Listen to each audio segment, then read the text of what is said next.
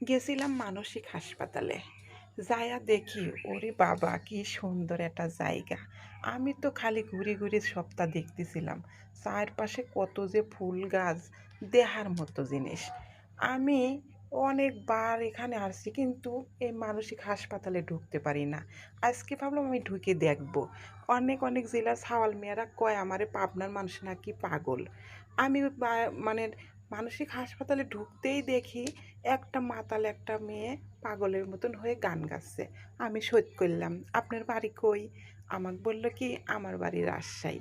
এই দেখেন তো রাজশাহীর মানুষ পাগল হয় পাবনা আইছে ভালো হওয়ার জন্যে। এই জন্যেই কই অনেকেই জানেই না যে পাবনার মানুষ ভালো করে দেয়, পাগল না। এইটা বোঝায় বিড়ি পাই না মানসিক। এই জন্যে আমার খুব খারাপ লাগে। আমরা নাকি পাগল পাগল আমরা ভালো করে দেই। একবার পাবনা জেলা সবাই এসে এসে দেখবেন। এখানে দেখার মতো একটা জায়গা। নানান জায়গায় নানান জিনিস সুন্দর সুন্দর করে বানা থুইছে। দেখবিরই মনে করে খালি সপ্তাহ। পাবনা জেলা কিন্তু এই মানসিক হাসপাতালের জন্য আরও নাম করা বেশি। আমি তো তারপরে ভাবলাম একটু ভিতরে ঢুকেও দেখবো। আজকে আমি ঢুকবই। এখানে কিন্তু সবাইকে ঢুকতে দেয় না। আমার এক পুলিশ ভাইয়ের সাথে পরিচয় ছিল তাই আমি ঢুকছিলাম।